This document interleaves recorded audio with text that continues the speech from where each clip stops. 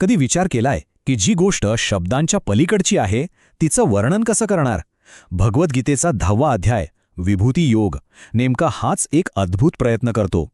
या अध्यायात भगवान श्रीकृष्ण अर्जुनाला आपल्या अनंत वैभवाची म्हणजे आपल्या विभूतींची एक छोटीशी झलक दाखवतात.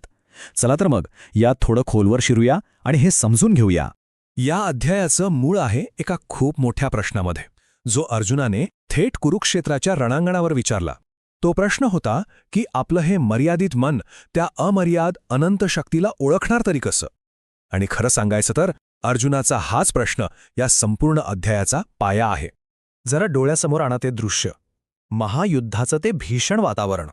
आणि अशावेळी अर्जुन आपला मित्र आणि सारथी श्रीकृष्णाकडे वळतो आणि काय विचारतो? तो परमात्म्याच्या त्या विशाल अथांग स्वरूपाबद्दल जाणून घेण्यासाठी एक अगदी कळकळीची विनंती करतोय. अर्जुनाची ही विनंती अगदी थेट आहे. तो म्हणतो, हे योगेश्वरा, मला सांगा, मी तुमचं चिंतन कसं करू? कोणत्या रूपांमध्ये तुम्हाला पाहू?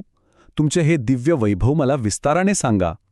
म्हणजे तो सरळ विचारतोय की तुम्ही सर्वत्र आहात, पण एका साधकाने तुम्हाला ओळखायचं कसं?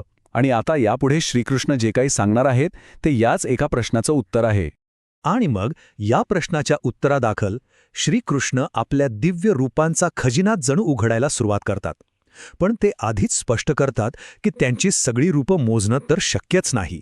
म्हणून ते म्हणतात की मी फक्त माझ्या प्रमुख विभूती सांगतो, म्हणजे जेणेकरून मानवी मनाला माझ्या सर्वव्यापी स्वरूपाची थोडी तरी कल्पना येईल. श्रीकृष्ण इथे एक खूप महत्त्वाची गोष्ट मान्य करतात. ते म्हणतात, माझ्या वैभवाला, माझ्या विस्ताराला अंतच नाहीये. पण तरीही ते कृपा करून अर्जुनाला काही प्रमुख रूपं सांगायला तयार होतात. आणि खरं तर हेच वाक्य या संपूर्ण अध्यायाचा पाया आहे. आपल्याला त्यांच्या त्या अनंत स्वरूपाची एक छोटीशी पण अतिशय सुंदर झलक इथेच मिळते. तर आता श्रीकृष्ण आपल्या विभूतींची उदाहरणं द्यायला सुरुवात करतात. आणि सुरुवात कुठून होते? तर थेट ब्रह्मांडाच्या भव्य स्तरावरून, की त्या विशाल विश्वात त्यांना कसं ओळखायचं. आणि इथून ना श्रीकृष्णांच्या वर्णनाची एक लयबद्ध साखळी सुरू होते. ते सांगतायत की प्रत्येक प्रकारातली, प्रत्येक वर्गातली जी सर्वश्रेष्ठ गोष्ट आहे ते माझंच रूप आहे. उदाहरणार्थ, आकाशात तर कितीतरी ज्योती आहेत, पण त्या सगळ्यांमध्ये मी आहे तळपता तेजस्वी सूर्य. आणि ही मालिका अशीच पुढे जाते. यातून एक गोष्ट अगदी स्पष्ट होते की प्रत्येक प्रकारात जे काही सगळ्यात महान आहे, सगळ्यात शक्तिशाली आहे, ते म्हणजे परमात्म्याचंच रूप. जसं की जगात कित्येक तरी जलाशय आहेत, पण त्या सगळ्यांमध्ये मी आहे तो विशाल सागर. आणि बघा, आता ही उदाहरणं फक्त भौतिक जगापुरती राहत नाहीत. श्रीकृष्ण आता आध्यात्मिक पातळीवर येतात. ते सांगतात की जेवढे काही पवित्र मंत्र आहेत त्या सगळ्यांचा आरंभ आणि त्यांचं सार असलेला जो ओम आहे तो सुद्धा मीच आहे. बरं, ब्रह्मांडाच्या विशाल शक्तीनंतर श्रीकृष्ण आता आपला मोर्चा वळवतात सजीवांकडे. म्हणजे प्राणी, माणसं आणि त्यांच्या गुणांमध्ये ते कसे आहेत हे ते स्पष्ट करतात. आणि गंमत म्हणजे इथेही तोच नियम लागू होतो. प्रत्येक वर्गातील जे शिखर आहे, जे सर्वश्रेष्ठ आहे, ते देवाचंच रूप आहे. ही लय कायम आहे, फक्त आता लक्ष सजीवांवर आहे. ते म्हणतात, पशूंमध्ये मी सिंह आहे. का? कारण सिंह शौर्याचं आणि सामर्थ्याचं प्रतीक आहे. तो जंगलाचा राजा आहे. थोडक्यात प्राण्यांमधली सर्वश्रेष्ठता. अरे वा! आणि हे उदाहरण तर ऐकण्यासारखं आहे, खूपच प्रभावी. कारण इथे श्रीकृष्ण कुठल्या तरी दूरच्या गोष्टीबद्दल बोलत नाहीयेत. ते थेट कथेतील पात्रांमध्ये स्वतःला पाहतात. ते अर्जुनालाच म्हणतात की अरे, सगळ्या योद्ध्यांमध्ये मी तू आहेस अर्जुन, कारण तू सर्वश्रेष्ठ आहेस. या उदाहरणातून तर ते आपल्याला थेट आपल्या आत घेऊन जातात. म्हणजे परमात्म्याचं अस्तित्व फक्त बाहेरच्या जगात नाही, तर आपल्या आत, आपल्या विचारशक्तीत, आपल्या आकलनशक्तीतही आहे. कारण सर्व इंद्रियांवर राज्य करणारं, त्यांना नियंत्रित करणारं जे मन आहे, तेही माझंच रूप आहे, असं ते सांगतात. इतक्या सगळ्या उदाहरणांच्या ओघामध्ये आपण क्षणभर थांबूया. बघा, ही सारणी काही प्रमुख उदाहरणं एकत्र मांडते. म्हणजे ही भली मोठी यादी समजायला सोपी जाईल. देवतांमध्ये ते विष्णू आहेत, निसर्गात पर्वतांमध्ये ते हिमालय आहेत, आणि ज्ञानामध्ये, अक्षरांमध्ये ते आहेत पहिलं अक्षर अ. यातून त्यांच्या अस्तित्वाची विशालता लक्षात येते, नाही का?